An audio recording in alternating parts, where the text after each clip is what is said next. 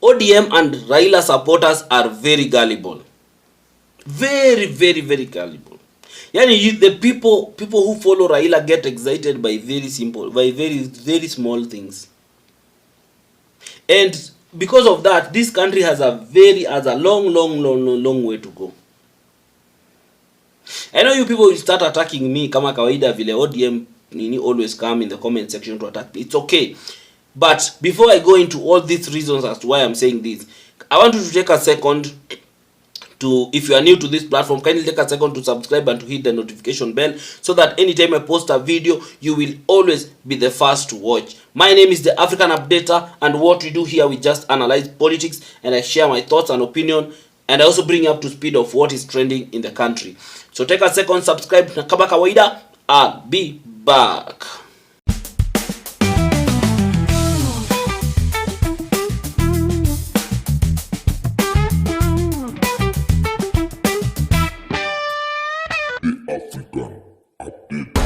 Yes guys, so I believe you have subscribed. Thank you so much for those who have subscribed. So I've said that ODM supporters are very gullible. Not even ODM supporters, Raila followers are very gullible. They get excited by very small things.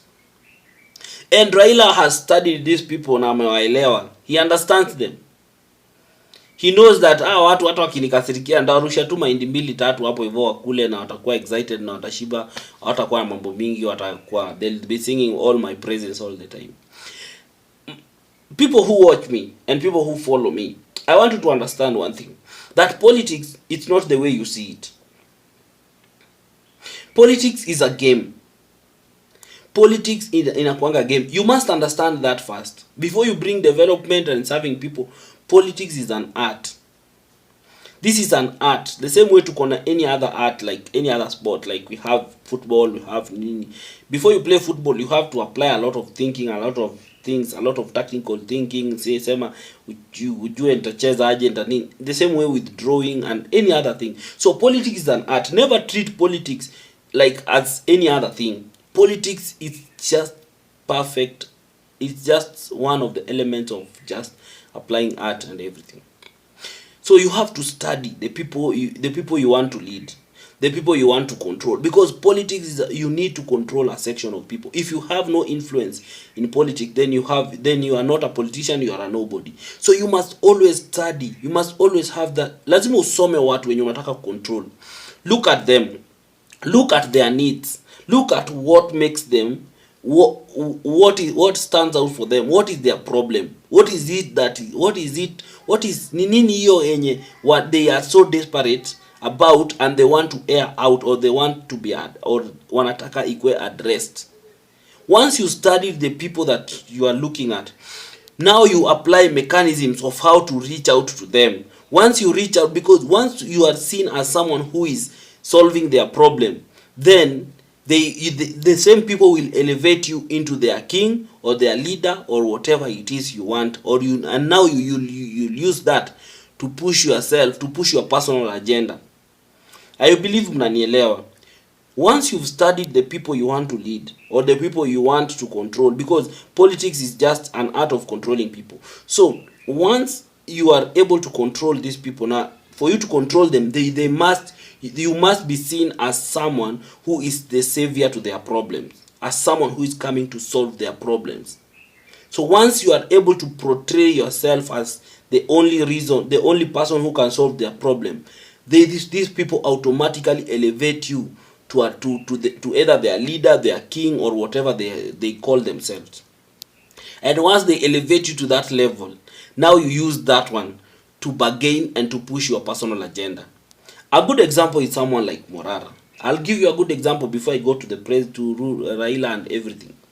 Morara has studied the Gen Zs and he realized that these people are agitating because they feel like some of the things are not working for this country, some of the things are not running around. So he went around and started looking, okay, so what do I highlight? I highlight things that they want to see. They want to see, because these people believe the government has failed. So those are the things I'm going to show them. So he went around the country doing those vampire projects, diary stuff, and it captured the mind of Kenyans. The young people felt like, wow, so this guy is highlighting some of the things, so this guy is a good person, so this guy nina nini. Now that's how he elevated himself to a level whereby I will speak for you, because maybe you can't speak for yourself. I will speak for you, and in return I need a few resources here and there so that I can continue highlighting these things, so that I can continue being your voice, the voice of the young people, the voice of the people who feel like the government has failed. And now people started sending him money, people started doing all these things, and now the guy took advantage of that and launched a party. And now you can see now he's moving around as a party leader. Now he's being called a honorable. You get? Now he's getting up. Now he has a following. There are people who defend him on this platform and everything. So the guy was never about your interest.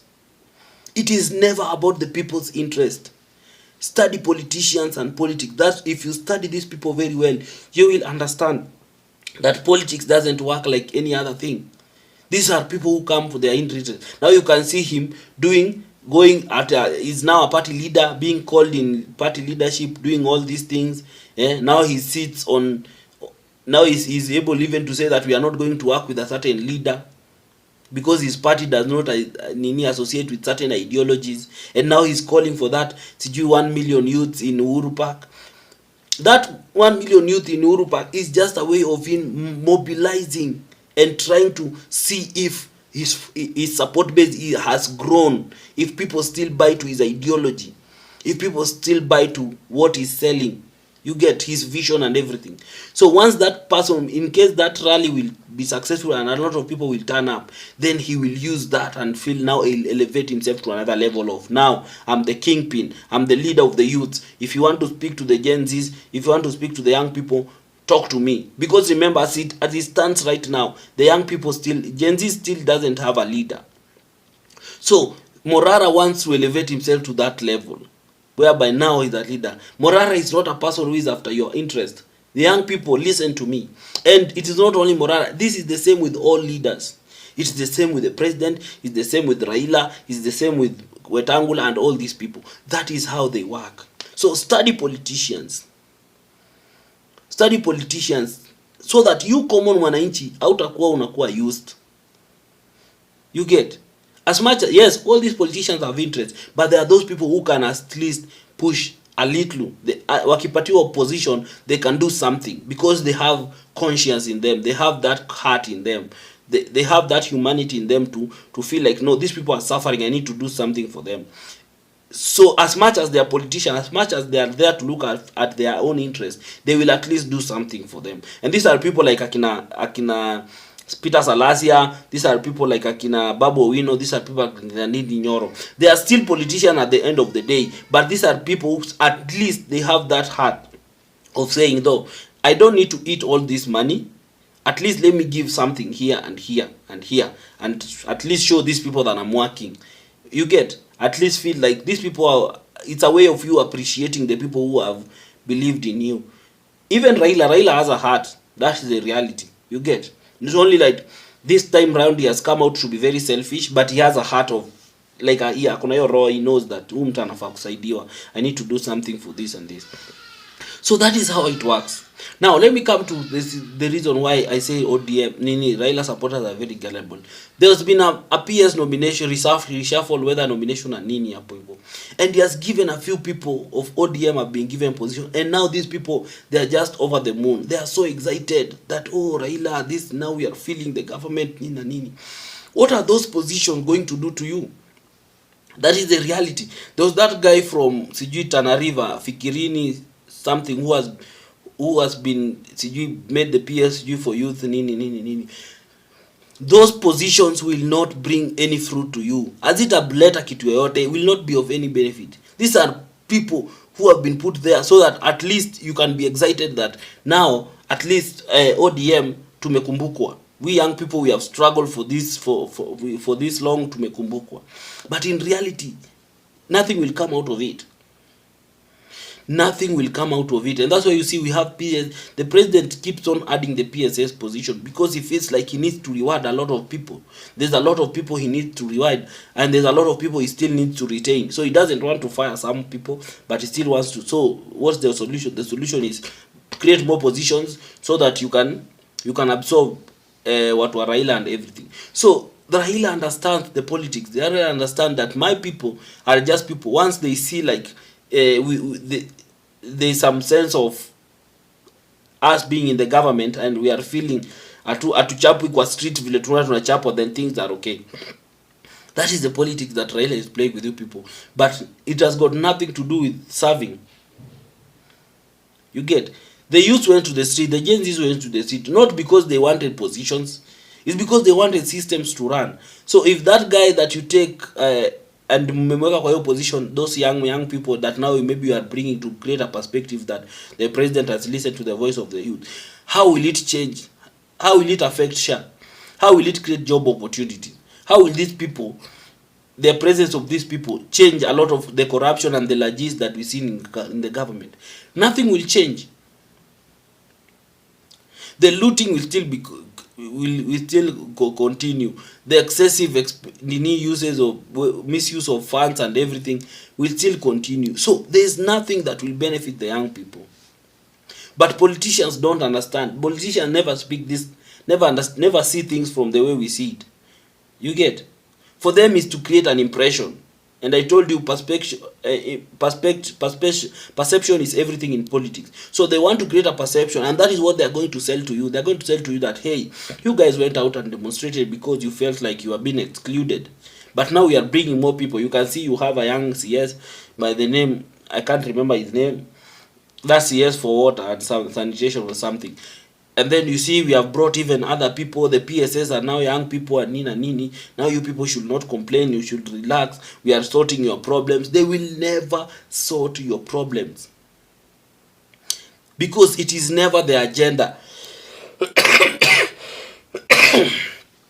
Sorting your problems is never the agenda. The agenda is always to keep you people in poverty, to keep you in the same state of desperation, so that you can always look up to them.